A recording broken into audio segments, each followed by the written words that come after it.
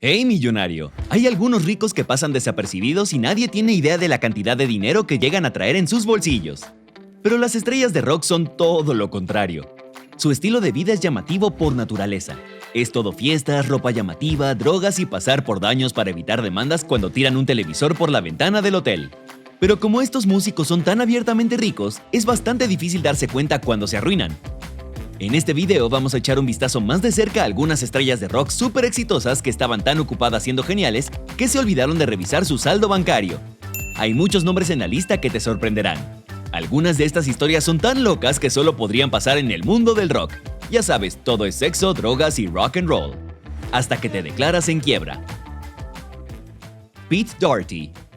El chico malo del rock británico Pete Doherty parece que se le hizo fácil encontrar la fama.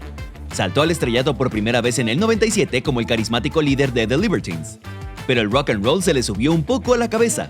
La banda terminó por echarlo por tantas drogas que tomaba y por pasar demasiado tiempo en la cárcel.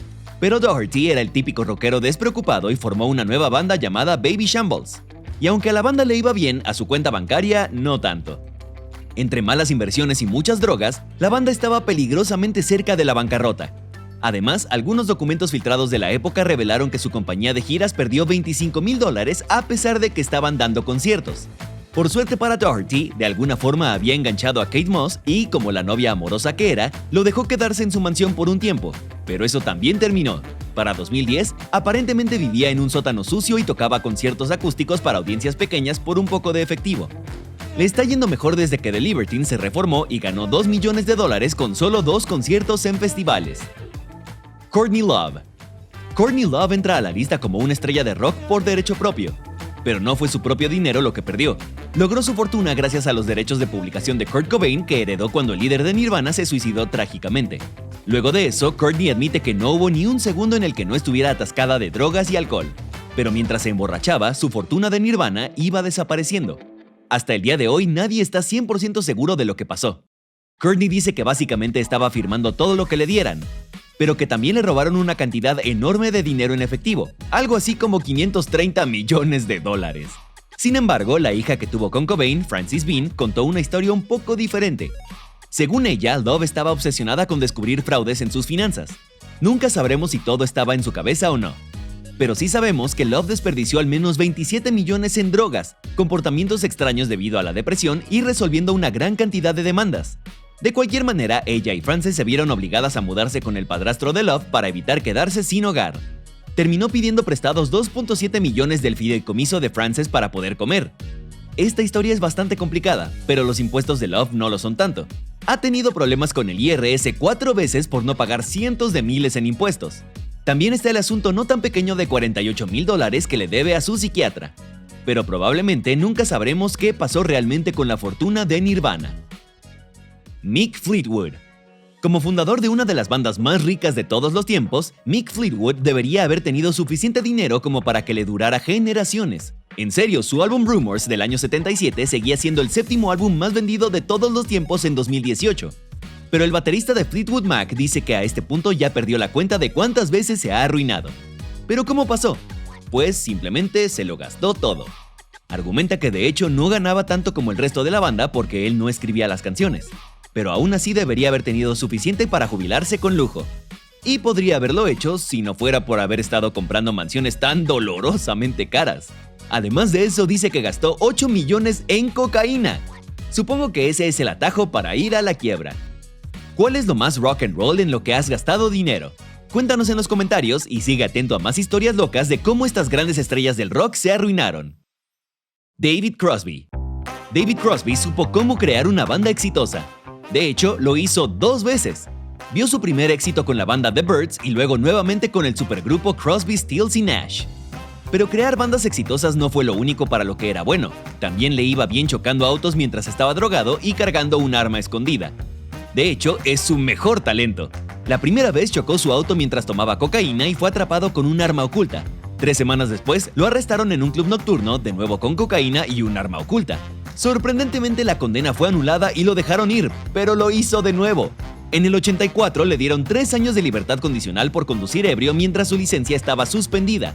Y 1 año después lo volvieron a atrapar cuando chocó su auto que, para variar, estaba lleno de drogas y otra pistola escondida. pero esta vez intentó fugarse del accidente y terminó en prisión por ello. Como podrás imaginar, esto no ayudó para nada a su cuenta bancaria. Cuando salió de prisión, estaba tan arruinado que dormía en la habitación de invitados de un amigo y tomaba prestada su ropa. Pero sorprendentemente se recuperó cuando volvió al escenario. Pero si estás pensando que esta es una de esas historias motivadoras de cambio, pues déjame decirte que fue arrestado nuevamente en 2004 y sí, adivinaste, por posesión de drogas y por un arma oculta. Supongo que su vida se volvió un viejo disco rayado. Meat Loaf. Supongo que no sorprende tanto que Meat Loaf esté en esta lista, pero es posible que sientas un poco de pena por esta estrella de Bat Out of Hell. En la década de los 80, Meat Loaf tenía sospechas de que su compañía discográfica mentía sobre las ventas de su álbum. Suena exactamente como el tipo de cosa rara y paranoica que diría él. ¿Te imaginas una discográfica mintiendo sobre las ventas para no pagarle a la estrella? Pero se distrajo de este asunto cuando su antiguo productor, gerente y editor decidió demandarlo y muchas otras personas aprovecharon la oportunidad para intentarlo también.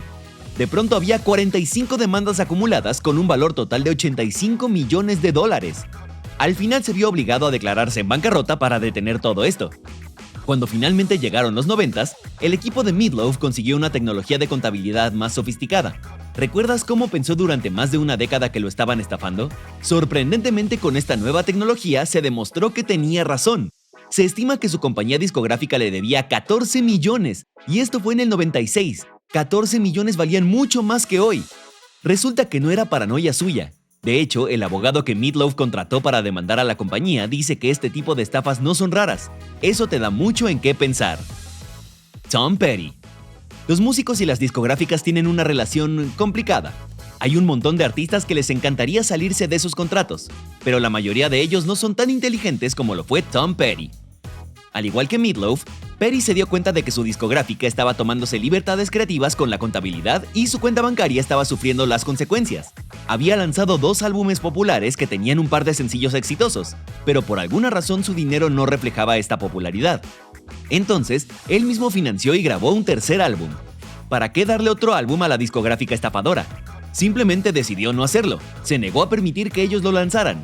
De repente tenía una deuda de $500,000 con la discográfica y en el 79 se declaró en bancarrota a causa de eso. Eso suena como algo malo, pero de hecho fue todo un complot muy inteligente para salir de su contrato. Te explico. Como se negó a darles el tercer álbum, la discográfica demandó a Petty y no le permitió salir más al escenario. Pero no le salió bien. El caso judicial quedó en suspenso mientras se resolvía la quiebra de Petty. Y como Petty no estaba haciendo presentaciones, ellos estaban perdiendo dinero. Además, Petty anunció a la prensa que solo había ganado $36,000 el año anterior. Como supondrás, todo fue bastante vergonzoso para la discográfica. El resto de la industria de hecho se preocupaba de que otros músicos copiaran esas técnicas astutas. Entonces, la discográfica finalmente cedió y le ofreció a Petty un contrato mucho más jugoso por $3 millones. Te alegrará saber que no impidieron que otros músicos siguieran los pasos de Petty. Roky Erickson. Roky Erickson podría no ser el nombre más famoso de esta lista, pero la historia de cómo se arruinó es tan loca que teníamos que ponerlo aquí. En el año 69, el líder de 13th Floor Elevators fue atrapado solo con un porro de marihuana.